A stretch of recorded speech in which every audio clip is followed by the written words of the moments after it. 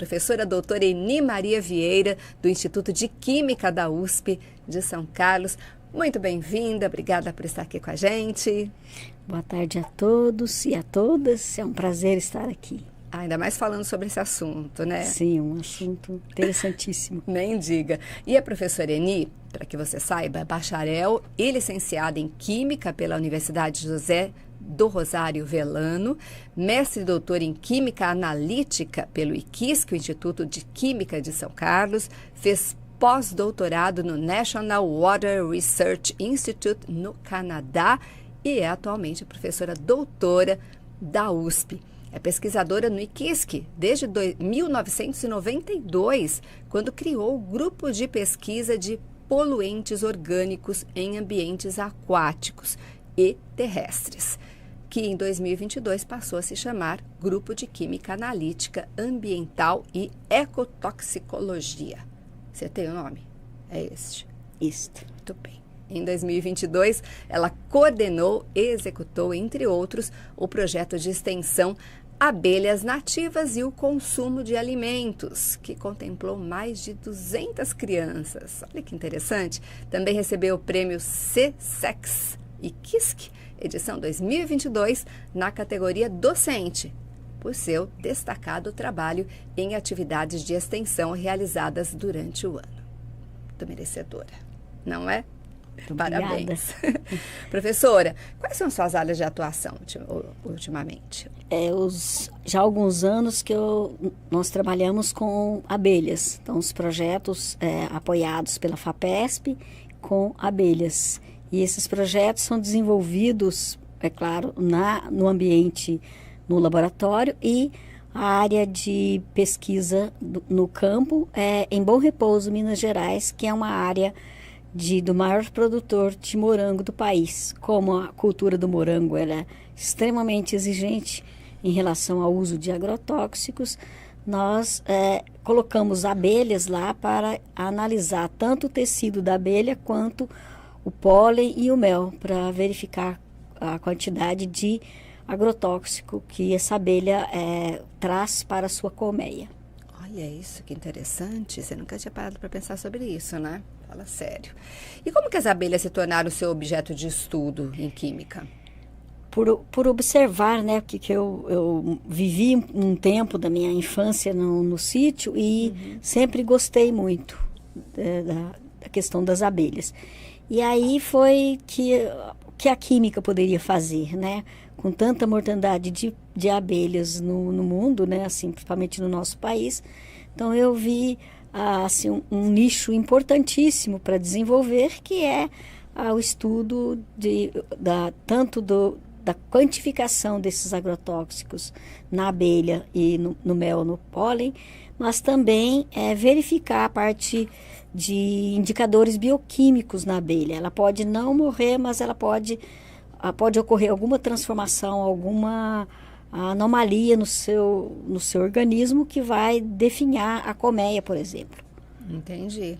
E existem abelhas que são criadas e estudadas aqui no Instituto de Química de São Carlos?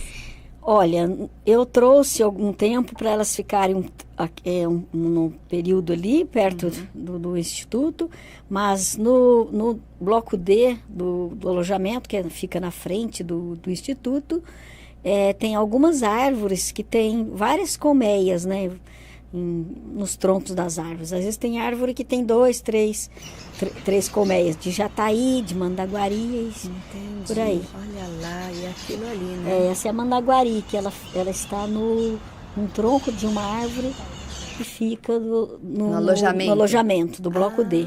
E essa é a que abriga essa espécie de abelhas. E ela encontra um ambiente, ela não importa assim, onde ela se aloja ali, não tem assim, uma escolha. Aquelas lá, né? são as mandaguarias. Então. Aqui nós estamos estudando no momento a mandaguaria jataí. O Hudson já está colocando novamente lá para a gente ver, olha lá. Impressionante, mas não tem que ter medo nenhum dessas daí. Não, elas não oferecem risco nenhum, elas não têm o ferrão atrofiado, né, que a gente até chama que elas não têm ferrão, e ela não tem o veneno. Então são as abelhas chamadas nativas. Não precisa não correr, precisa gente. ter medo, elas só dá umas mordiscadas, mas ela não oferece risco nenhum à nossa saúde. Ela faz só um carinho na gente. É o método de defesa delas, né? Não tem outro jeito, Não né? tem outro jeito. Você tem colmeias em sua casa? Tenho várias lá em casa, assim. A gente vai ver umas imagens, né, Hudson, dessas colmeias na casa dela. Tem. Olha lá. Essa é uma mandaçaia, mas eu queria ter fotografado. Olha os potes de mel da mandaçaia. Não, essa aí é a Rufiventris, que é a urussu dourada que chama. Essa já tem os potes de mel bem maiores, né? Então, olha. Olha ela trabalhando o videozinho dela. Elas não param um minuto, né? Não param. Ela não foi possível encontrar a rainha, que a rainha ela é mais arisca, ela não ficam se expondo assim, né? Porque ela tem que se proteger, né? Mas que bom a gente ter essas imagens para poder compartilhar com todo mundo, né? Que está achando que... tem muita gente ainda que tem muito medo, né? Então acaba não entendendo muito bem que não deve ter esse medo, e a gente está aqui hoje para conversar justamente sobre isso. Também, né? Também. As que oferecem risco, vamos dizer assim, são as apis mellifera, né? Que é aquela que tem o ferrão desenvolvido, ela tem o veneno, porque é o método de defesa dela também. Aqui ela é grande produtora de mel, ela produz muito mel, né? Porque a população de uma colmeia é bem grande em relação às abelhas nativas, né? É aquela abelha mais amarelinha. Para a gente ter uma identificação assim das abelhas. A gente já sabe que as abelhas são importantes polinizadoras, contribuem com o processo de produção de alimento. Quanto desse processo, né, a produção do alimento, realmente se deve à polinização pelas abelhas, já que elas não são os únicos polinizadores existentes, né? Sim. Existem estudos que dizem que 75% da polinização é feita pelas abelhas, né? É importantíssimo. Há quem diga que se as abelhas forem exterminadas, nós teremos problemas com a falta de alimentos. E também da biodiversidade, porque as abelhas, elas levam material genético de uma planta para outra. Então, a biodiversidade depende muito das abelhas. É claro que tem outros polinizadores, mas em maior soma aí é por conta das abelhas. São as responsáveis pela maior quantidade. E o mel também é um alimento rico em minerais, sabemos, né? Nós que adoramos mel. Não sei se você também que está aí gosta, mas eu acho que é impossível gostar de mel. Você pode nos explicar melhor sobre isso, então? Pois é, o mel das abelhas, ele é extremamente importante, né? Além de ter um fator que dizem que é um antibiótico natural, né? Então, dizem. Porque não tem, assim, muitos estudos, assim, muito científicos que comprovem mesmo, assim. Existem poucos que dizem que ele tem um poder de antibiótico, né? E ele carrega-se muitos sais minerais importantes para o nosso organismo, né? E por falarem diferentes, os méis das abelhas nativas são muito diferentes da abelha. Tem muitos tipos de mel, então? Tem. O mel da abelha apis mellifera, que é a abelha com ferrão, ele é um mel grosso, mais encorpado. Já os méis de abelhas nativas, normalmente eles são mais fluidos. Por exemplo, o mel da jataí, ele é cítrico, puxa um pouco para um azedinho, e ele é bem fluido. E da mandaguari também, e são sabores muito diferentes de uma para outra. Por quê? Elas, devido às próprias flores de preferência dela, trazem ao mel características e propriedades diferentes. Tem, por exemplo, o mel de sangra d'água, que é uma planta, ele é preto. Nunca ouvi falar. Extremamente rico em beta-carotenos e outras coisas mais. E ele por trás da planta essa característica, né, da sangra d'água. E tem muitos, né? Eu já experimentei um mel da jataí, de flor de jabuticaba. É uma delícia. Ai, imagina. Mas é raro, assim, porque nunca tem que vi. estar ali visitando, né? Você que está aí com a gente, já provou algum mel diferente? Porque normalmente no mercado a gente encontra o quê, né? Mel de laranjeira, mel... aquele que é... Passa-peixe. Não, aquele que tem um gostinho meio de menta, que eu esqueci agora o nome. Que a gente fala, todo mundo fala, é pra garganta. Aquele mel que tem eucalipto. Eucalipto. É. Isso. Que é também mais escurinho. É, mais escuro, eucalipto. Tem a ver com a qualidade também da abelha. Do processo que ele é um processo de digestão da abelha, né? Mas as características que ela carrega é da própria planta, né? Da própria flor, própria florada que ela visita. E às vezes ela visita flores bem diferentes no verão, né? Porque elas têm uma necessidade, uma, vamos dizer, voracidade para buscar material, né? Porque tem aquelas que saem para buscar o néctar, para transformar no mel, né? Outras trazem cera e outros produtos mais para a colmeia, né? A gente está desmistificando as abelhas hoje. Olha que interessante isso. Porque... E a mandaçaia, a jataí também, elas fazem uma blindagem da colmeia com uma resina. E a mandaçaia, ela usa até um pouco de barro, um material. E faz assim, parece um tijolo, mas um tijolo com material orgânico, né? É extremamente resistente. Já a jataí é uma cola que ela faz. Ela, nessa época de verão, assim, ela deixa tudo fechadinho para não ter umidade. E na época do inverno, para manter quentinha a colmeia, né? Os filhotes e tudo mais. Porque é todo blindado, fechado, que tem uma certa resistência, uma dificuldade para abrir a colmeia. Como elas são inteligentes, né? Até isso elas fazem a defesa para que fique tudo certinho. Sim, e elas têm uma coisa muito interessante, que cada uma tem a sua função. Tem as campeiras, são essas que vão ao campo buscar material. E tem aquelas que ficam de soldado, ficam ali na porta da colmeia para vigiar, né? Só vigiando. Isso. E tem aquelas que alimentam a rainha. Então, e protegem tem a rainha. Hierarquia mesmo, tem hierarquia entre elas. Outras que constroem os potes de mel e de pólen. Elas vão construindo para que esse material seja depositado nesses locais. Então, e tem aquelas que são as que fazem a limpeza, são as lixeiras. Elas limpam a colmeia. Então, cada uma tem a sua função. E analisando, deu para descobrir tudo isso certinho, para entender como que elas trabalham. Trabalham. É um trabalho delicado e interessantíssimo, eu diria. E prazeroso, né, ao mesmo tempo. Prazeroso e, assim, um exemplo para nós, né? Nossa, seres humanos. Verdade. Agora, falando em verdade e mentira, é verdade que o mel verdadeiro cristaliza? Ou é ao contrário, ou é tudo mentira? Tanto o verdadeiro quanto o mascarado, eles vão cristalizar. Só que o cristal do mel verdadeiro parece uma pasta. Ele é um cristal que parece uma pasta assim, e não forma aqueles cristais de açúcar. Então, é um cristalizar diferente. E o cristalizar é de acordo com o tipo de planta, de flor que deu origem a esse mel. Quer dizer, aquelas flores que as abelhas visitaram. Então, tem umas flores que elas vão oferecer essa característica para esse mel.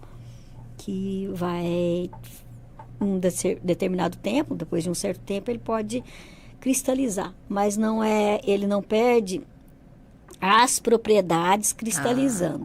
Pode se consumir da mesma maneira. Da mesma maneira. Não precisa colocar para jogar fora? Não pode. Ou então para aquecer, para ele de novo ficar tem algumas pessoas que querem... tudo que se aquece perde um pouco as propriedades, muito. A menos que vai aquecer a uma temperatura mais baixa, né? Até antes de 40 graus, menos que 40 graus, aí não tem muitos danos às características do mel. Mas pode-se utilizar dele cristalizado sem nenhum problema. Eu, como sou uma ávida consumidora de mel, eu estava pensando, enquanto você estava falando, no meu mel pastoso lá de casa. Sem nenhum problema. Olha, então é de verdade. É. Ficou pastoso, mas a gente continua consumindo Sim, do mesmo jeito. É. E as Mesma propriedades coisa. continuam Continuam preservadas. as mesmas, sem nenhuma Bom modificação. saber, né, gente? É. Tá vendo? E também fazer o correto também quando vai achar que precisa soltar um pouquinho o mel, não passar do limite da temperatura, Não. para que ele não perca as propriedades. É. Entendi. E tem muitos flavonoides e outras substâncias que compõem o mel que podem evaporar, né? Então, às vezes, Aí vai perder as também tem as características, características, Não adianta nem consumir, né? É. Certo. Até o Hudson perguntou aqui antes da gente começar sobre guardar o mel em algum outro lugar que não num comum, assim. Na geladeira, por exemplo, tem gente que guarda. É correto fazer isso? Olha, o mel normalmente não se guarda em geladeira. Não há necessidade de guardar na geladeira. Ele não tem problema de estragar, assim. Não tem prazo de validade. Não. É claro que não vai guardar um vidro de mel por 3 anos, 2 anos, tal, assim, que não, mas ele não tem problema, assim, de, não, dali 2 meses, daqui 6 meses, né, não presta mais, não tem isso. Tá. Agora, tem o mel de jataí, que normalmente tem alguns produtores que fermentam esse mel, aí é interessante guardar na geladeira, que ele é mais fluido, ele tem, vamos dizer, mais aquoso, mais... menos denso, né? Mas então é fácil bom. de achar esse tipo de mel de jataí para a gente consumir? Não é, né? Não é fácil, e quando encontra o mel de jataí verdadeiro, ele é caríssimo. Entendi. Porque tem outros por aí que às vezes põem uma essênciazinha e vende como mel de jataí. Não é. Bom saber também. É difícil encontrar o mel verdadeiro de jataí. Estamos hoje aprendendo muito com você, professora Eni. Normalmente as É pessoas isso. têm medo das abelhas, né? Como eu falei no início. Especialmente por causa do ferrão, causa dor. E até porque algumas pessoas picadas podem ter uma reação alérgica. Eu já passei por isso, eu sei como é que é. Mas como comentamos também, existe uma espécie sem ferrão. Conta pra gente mais sobre essa espécie, então, agora, por favor. Olha, essas são várias espécies. No Brasil, a maior quantidade de espécies das abelhas nativas estão aqui no Brasil. São 300 já catalogadas espécies. Há quem diga que tem 360 já catalogadas espécies. Então, são muitas e muitas espécies. E já em outros países tem uma quantidade um pouco menor. Assim, na América Latina, por aí tem também um pouco, mas nós, no Brasil, temos a maior quantidade de abelhas nativas. E essa sem ferrão é natural daqui? Chamada, as abelhas nativas são as que não possuem ferrão. Ah, as nativas são as que não possuem ferrão. São. Chamada nativa são as que têm ferrão, são só as apis mellíferas, que são aquelas que foi produzida através do cruzamento da europeia com a africanizada, com a africana, ou chamada hoje africanizada, tal, porque não existe nem a africana e nem a europeia mais, porque elas cruzaram e virou a apis mellífera. Ah, entendi. Então, aquela que todo mundo falava antigamente, aquela... A europeia, tal, não existe mais. São todas já cruzamento, mesclaram. Entendi. A gente tem uma imagem da abelha mandaguari, pra gente ver, Hudson. Olha lá. Essa é a mandaguari. Só que ela tem mas não vai picar. Não vai só fazer um carinho. Só, ela tem o ferrão atrofiado. E aí tem também da outra abelha, que é a tetragonisca. Essa é a jataí. Essa daí, essa minúscula. Essa é a jataí. Que dentro das... Que bonita, não? Tem umas que são mais escurinhas, essa é mais alaranjada. Elas são lindas. Essa também não tem ferrão. Não tem ferrão. Então, nenhuma nativa. Precisamos correr. Nenhuma nativa tem ferrão. Quando a gente se deparar com elas, não precisa correr, pode ficar sossegada. A mandaguari, a jataí um pouco também, mas a mandaguari, ela gosta de entrar no cabelo da gente. Então, ela vai entrando assim no cabelo e tal. E aí deixa a gente atormentada. Dessa que eu tenho medo. Não, mas ela não faz nada. Rola Só o cabelo. Que quando você toca nela, assim, ela exala um cheiro de coco podre, assim, forte, que é E faz um barulhinho uma defesa, também, porque já aconteceu comigo. Eu já... Sim. E a gente fica Mas meio ela não- nervoso na É, hora, não porque... causa nada, ela só entra no meio do cabelo e é difícil de tirar às vezes, porque elas vêm com tudo, né? Que é para se defender, né? Ah, essa é a defesa A dela. defesa dela. Ah, olha lá que interessante. É atacar para a pessoa e sair daí e ir embora, porque a casa é dela, né? Onde que elas são mais encontradas, essas abelhas sem ferrão? Por aqui, vamos falar em São Paulo, por muitos, exemplo. nos troncos, assim, por aí, tem muitas pessoas que têm elas como hobby, outras que têm como para produzir mel. Mas os troncos, às vezes tem, jataí, às vezes tem no muro de uma casa, tem uma jataí. Daí tem as pessoas que falam, e se eu colocar uma caixa lá, elas vêm? Não vêm. A menos que você faz um corte naquele muro, retira o ninho dela com todo cuidado e coloca na caixa. Porque ela não sai, a rainha Ela não vai sair migrar de lá. de lá. Não vai. Isso não existe, né? Mas elas encontram a rachadura de árvores, um tronco de árvore que vão... E até a gente fala, tem alguns amigos que nós sempre falamos para as pessoas, olha, encontrou, vai cortar a árvore, avisa alguém para recolher esse tronco, né? E para não perder, né?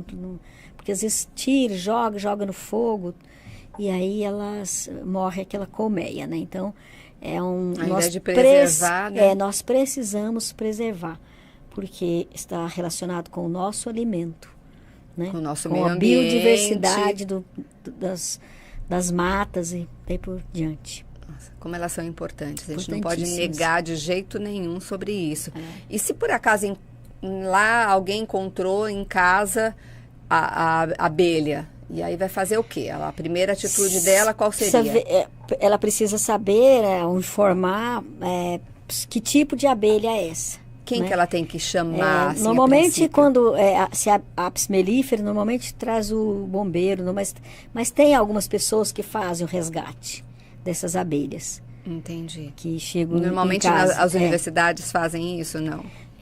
Há interesse? Há interesse. Em Piracicaba, na Exalc, eles têm um grupo de pessoas lá que fazem isso. Entendi. Mas não é qualquer localidade. Mas aqui, mas por normalmente exemplo, são os bombeiros mesmo que retiram. Mas se tiver, assim, uma questão de perigo, questão da abelha que é a apis mellifera, né? Se é uma outra, pode deixar ela ali, ela convive com você tranquilamente. Pode conviver com você dentro do seu quarto sem problema. Claro que não, né? Ela gosta, tem que ter a natureza aberta, né? Ela quer estar livre, não é confinada. Não. Mas aqui em São Carlos tem muitas pessoas que criam abelhas. Verdade? E tem pessoas que criam até para vender, né? Assim, eles resgatam, colocam uma isca no mato, em algum lugar, e trazem para casa e depois vendem aquela colmeia, né? Na caixa ou não, tal, na isca e tal. Acabou sendo um comércio, que eu acho que é importante por uma parte, mas não acho legal vender, né? Então, enfim, eu acho que isso acontece também. De resgatar, porque chega a partir do mês de agosto até começo de março, elas enxameiam. Quer dizer, é como se fosse uma divisão natural da sua colmeia. Ela sai para formar uma outra família. E aí é onde que as pessoas colocam isca e essa isca vai... essa abelha vai entrar nessa isca e ele vai... O que é uma isca? Normalmente eles usam uma garrafa PET. Colocam um atrativo, que é aquele material que ela tem ali dentro, o Geopropus, que é solúvel em álcool, dá um banho por dentro na garrafa PET, envolve ela com um jornal, põe um plástico preto e pendura lá num lugar, num muro ou para atrair as abelhas. Elas entram, formam a casa delas ali. Depois transfere para uma caixa adequada. Todas elas têm o favo. Todas elas têm. Eu tenho uma que ela é minúscula, eu até esqueci de tirar foto dela, que é a mirindroiana. Ela é muito pequenininha, muito minúscula. E o favo do mel dela é muito pequenininho. Entendi. Minúsculo também. Quase. As pessoas ficam ávidas às vezes pelo favo, né? Imagina as crianças quando eles... É correto cortar uma árvore ou um galho que tenha um cacho de abelhas? Não é correto. Então, isso precisa procurar as pessoas que fazem esse resgate, que transferem ou que deixam. Eu tenho um amigo em Ibaté que ele tem a casa dele lotada de troncos, porque as pessoas resgatam, chamam ele vai lá buscar e tal coisa. Cortar esse tronco, levar para casa, levar para um lugar onde essas abelhas vão se desenvolver. Não jogar assim, né? Porque se perde a rainha, perde o ninho, descartar. É errado. É errado descartar, não pode. É um crime, na verdade. Tem que buscar, então, alternativas para que elas continuem vivas, fazendo o trabalho delas. Não é? É. Muito certo. E você faz um importante trabalho, a gente não pode negar, né, de conscientização de crianças também em relação às abelhas. Eu achei isso super interessante. Como que foi o processo de desenvolvimento deste projeto? Esse projeto, com esse pensamento de preservar as abelhas, eu tenho uma aluna de iniciação científica muito interessada nesses trabalhos. Ela tem uma afinidade, assim, por coisas didáticas, né? Falei para ela, você vai seguir essa linha, né? E eu fiz um projeto para ela e nós desenvolvemos junto às escolas públicas esse trabalho de mostrar as abelhas. Nós levamos as colmeias, levamos o mel para eles experimentarem. Ai, que legal. E aí, só que não vamos abrir a colmeia ali porque elas vão sair, vamos perder as abelhas. Mas ela tem um plastiquinho assim em cima e elas vêm, elas ficam ali, elas começam a contar histórias. Ah, mas o meu pai fez isso, que não sei o que com a abelha. Ah, tem uma abelha que, matar porque eu tenho medo. Não, não é essa não é. Não oferece risco, essa é amiguinha e tudo. Eles ficam alucinados por essas abelhas. A gente tem uma imagem para mostrar. Né? E eles fazem perguntas muito interessantes. São crianças muito pequenas, com perguntas muito interessantes. Lá, todas muito fixadas na explicação. Olha isso, impressionante.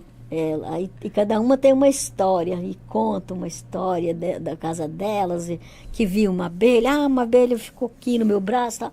É muito bonito. E assim, a preocupação deles que nós não podemos matar as abelhas e tudo. Então, quando a gente elas começa vão levar para casa essa informação e vão até ensinar para os pais. Vão ensinar, daí é para multiplicar isso, você ensinar para os amiguinhos, tudo, né?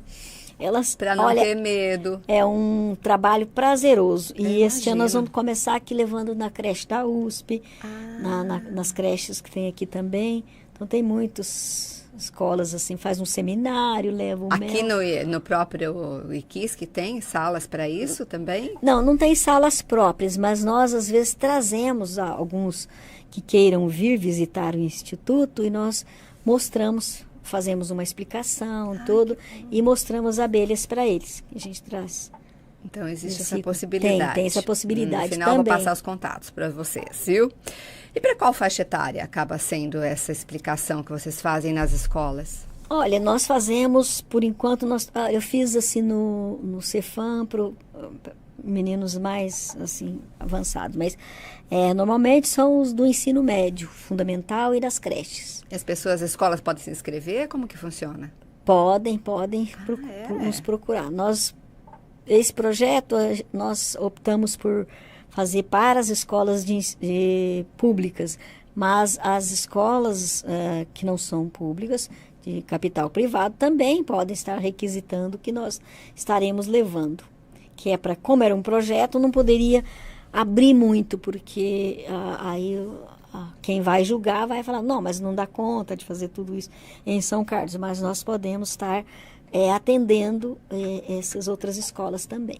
Tem informações lá no site do IQISC sobre isso? Não sei se a Sandra já colocou essa informação mas lá. pode deixar que no final eu passo todos os contatos, fique ligado, que a gente vai passar tudo direitinho. Você que tem interesse também na escola, colocar uma explicação correta sobre as abelhas, a professora Eni faz esse belo trabalho e vai ficar contente também de levar até lá, não é? Sim, é um trabalho gratificante para nós. Nem diga, eu imagino. Tem alguma curiosidade ou informação que você queira destacar sobre as abelhas, assim, pra gente não ficar mais com medo delas? Porque vou falar, hein, tem muita gente que fala, não, abelha não quero chegar perto. Olha, A abelha Apis mellifera, para distinguir das outras, a Apis mellifera ela é mais agressiva, assim, até no comportamento dela, né? Então, ela difere das outras, porque ela, apesar de que nós temos essa rufiventris, que nós mostramos aí, que ela é amarela, né? Chamada uruçu amarela. Mas a Apis mellifera, ela é amarelada, mas ela tem o dorso dela meio com listas. Então, mas tem também as... Dá pra gente observar bem, então, a diferença. Mas tem outras que são... que tem também essa lista, mas ela é um pouco mais calminha, mais tranquila, mais escura. Que ela não tem veneno e nem não tem ferrão, né? Entendi. Atrofiado. Eu tenho uma curiosidade. Quanto que precisa de ter, né, de néctar, vamos dizer, para fazer 1 quilo de mel? O que as abelhas têm que fazer para que isso aconteça? As abelhas elas visitam milhares de flores para ter, assim, uma quantidade pequena de mel. É que elas trabalham muito. E elas são em muitas, né? Então, para aqueles potinhos de mel, elas são muito...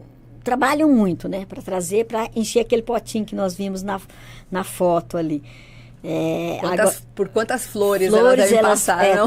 Passam por muitas e muitas flores. Puxa vida, a gente não e é um trabalho incessante, que elas trazem o material para comer, dali a pouquinho elas já estão voltando, né? E devem quilômetros voar por aí para poder... As jataís vão para na faixa de 2 quilômetros por aí. Tá. Outras, já a que tem ferrão, que é a Apis mellifera, dizem que ela voa aí 5 quilômetros à busca de flores e material e tal. E ela sabe direitinho para não ter que voltar depois. E elas, nós observamos quando elas voltam para a colmeia, aquelas que estão ali aguardando para saírem, né? Uhum.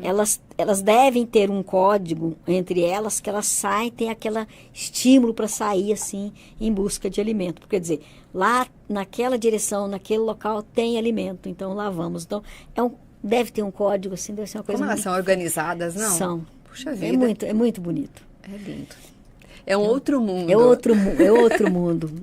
Existe alguma planta ou árvore que as abelhas evitem? Porque já sabe que são tóxicas para elas. Tem uma planta, eu não sei se tem mais assim, deixa eu achar o óculos para ler aqui, que é uma Spatothedia campanulata, que é uma... Uau. Inclusive, lá no Instituto de Química, ela tem uma flor alaranjada bem grande. Essa Olha daí. lá, essa imagem. Mas as abelhas, elas sabem que essa flor não lhes convém. Elas nem vão. E ela fica ali em frente à biblioteca, né? Elas nem vão. E na biblioteca ali tinha algumas colmeias que estavam no tronco da árvore, mas eles cortaram essa árvore e nós resgatamos a colmeia que estava lá de... Tubuna. Não poderia ser diferente. Essa era a tubuna, é prima da managuari. Que ela é parecida, só que o tubo dela parece um sino, assim. Mas olha, então, quantas espécies, gente. Tem muitas espécies, muitas. Bom, para fechar esse nosso bate-papo, extremamente esclarecedor, a gente esclareceu muitas dúvidas hoje, hein? Olha, se você quiser mandar alguma pergunta depois no nosso chat, que você está vendo depois, né? Não está vendo agora, ao vivo, mas vai assistir depois, pode mandar que a gente envia para a professora e passa a resposta para você, viu? Pode ficar tranquilo quanto a isso. Deixa uma mensagem, então, para nós todos sobre esse assunto.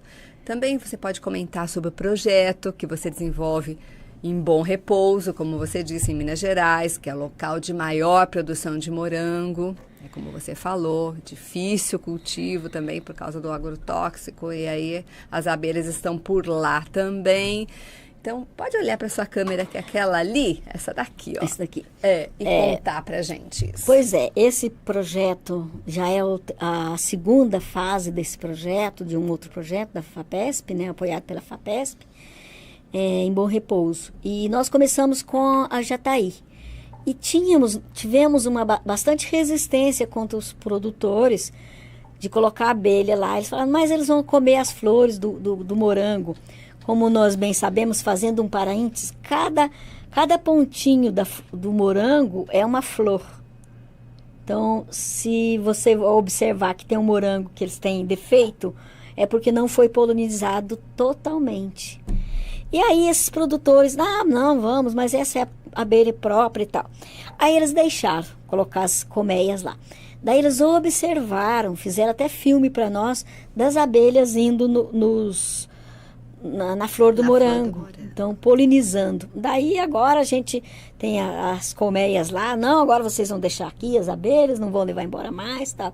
Porque é interessante, porque começaram a observar frutos maiores, mais desenvolvidos, sem defeito. Por quê? Porque tinha essas abelhas lá, muitas, e eles viam muitas abelhas nessas plantas. E nós começamos, colocamos, tem uns produtores que são orgânicos, né? E tem outros produtores que são os convencionais. Esses orgânicos tem um sistema diferente, que é de hidroponia, todo protegido ali, para não ter esses agrotóxicos, né? E então hoje tem uma aceitação muito grande. Outro fato, esse projeto, essa última versão nossa, que está em vigência, nós colocamos uma espécie de câmera, de drone, para mapear toda a cultura ao redor de onde nós estamos desenvolvendo o projeto.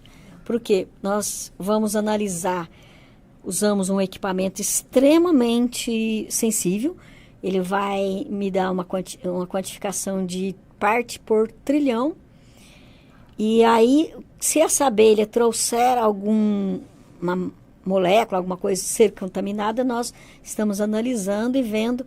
Aí nós temos relacionar com as outras culturas que tem por perto lá, perto assim, na redondeza, na região. Então, outra parte é a termorregulação. Nas colmeias colocamos lá um sensor, e esse sensor vai nos dizer se no inverno ela buscou mais alimento ou não, então ela estava mais suscetível à contaminação ou não. Então isso nós vamos tomara Deus que dê tudo certo, nesse próximo semestre, fechando esses resultados analíticos, né? E continuaremos com os resultados dos testes bioquímicos que nós fazemos com essas abelhas. Porque há quem diga que se ela tem uma contaminação, ela começa a produzir algumas substâncias para a sua própria defesa. Então, nós estamos quantificando essas substâncias, esses bioindicadores bioquímicos, né? Esses agrotóxicos, então, não interferem na vida das abelhas. Nós vamos ver o quanto interfere. Então, elas podem morrer ou ter essa substância no organismo delas e elas passarem a se adoecer, enfraquecer a colmeia. Então, nós estamos tentando responder algumas perguntas aí do projeto e outras perguntas também, que é através desses ensaios mais modernos aí. E tem uma aluna que vai desenvolver no Canadá uma parte do projeto que é sobre a proteômica de abelhas, que é o único lugar no mundo que faz proteômica de abelhas, no Canadá. O que é proteômica de abelhas? Fazer um estudo também dessa influência da presença do agrotóxico no organismo dela. Então, fazer esse tipo de análise mais avançada aí para ver. Gente, vou falar uma coisa agora para você. A professora estava falando com você até agora sou eu. Olha o quanto a USP está presente na nossa vida. Não é, professora? Sim. Realmente, o nosso quadro hoje, você pode se falar assim, seria sobre pesquisa, e que é justamente o que a gente quer mostrar para você que a USP faz. Muita pesquisa para descobrir muitas coisas para a gente, né? Por isso que a gente sempre fala USP, uma faculdade, uma universidade sempre voltada para você. Universidade pública e gratuita, a gente retorna para você esse investimento que você faz em relação aos impostos. A USP realmente está trabalhando para que isso seja revertido para você depois. Não é, professora? Posso falar um pouquinho do mel? Deve. O mel, hoje, o Brasil é o maior produtor, né, de mel e exportador de mel para o mundo inteiro. Olha isso. Então, o mel vai tanto na indústria cosmética, na indústria farmacêutica e para o consumo das pessoas. Então, é o maior produtor e exportador de mel. Então, ele precisa ter uma boa qualidade para ser exportado, né? E para nossa saúde, para nossa alimentação, né? Aqui também, que é muito importante. Sabe que nós temos uma pergunta antes de nos despedirmos? Tem alguém no chat lá, né, Júnior?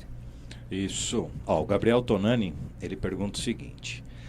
Obviamente ele manda um boa tarde, né? Boa tarde, Gabriel. Gabriel, bem-vindo sempre. Ele pergunta se as mangavas, se elas são produtoras de mel. Olha, as mangavas são chamadas de abelhas solitárias. Elas não produzem mel. Elas são importantíssimas para a polinização, principalmente do maracujá. Ela é especial para a produção de maracujá, porque ela é a única que ela tem um formato, né? E devido à flor do maracujá ser uma flor diferente, característica, a mangava ela vai fazer a polinização, mas ela é chamada de abelha solitária, não produz mel. Solitária. Tem várias também abelhas solitárias. A mangava a gente foge bastante dela, né? Porque ela é grande, ela é né? grande, Vamos falar sério. Mas não tem que fazer mal para ela também, porque ela tem a responsabilidade também no meio ambiente. No meio ambiente. Mas a nossa alimentação também. Não veio nenhuma pergunta a mais, mas... Olha, de qualquer maneira, a gente sabe que aprendeu muito aqui hoje. Eu tenho certeza que você que está aí do outro lado está falando assim, puxa, realmente tirei minhas dúvidas a esse respeito. Mas se tiver alguma outra, pode mandar depois as perguntas para a gente só tem a agradecer. A gente conversou com a professora doutora Eni Maria Vieira, do Instituto de Química da USP de São Carlos. Muito obrigada por todos os esclarecimentos. Lembrou de alguma outra coisa que quer falar? Pode falar, hein, professora? Agora é o momento. Não, vamos ajudar o planeta preservando as abelhas. Ótimo! Vamos fazer um termo com chave de ouro. E se você que nos acompanha quiser mais informações, é só entrar em contato com a assessoria de comunicação do Instituto de Química daqui da USP de São Carlos pelo e-mail comunica@iquisc.usp.br, que está aí na tela para você, e o telefone é o 16 3373 8831. Aí qualquer dúvida também, já pode mandar por lá também. Não é mesmo, professora? Sim. Muito obrigada por estar aqui com a gente, viu? Eu que agradeço essa oportunidade de defender as abelhas. Por favor. Quando tiver alguma novidade, conte com a gente. Muito obrigada.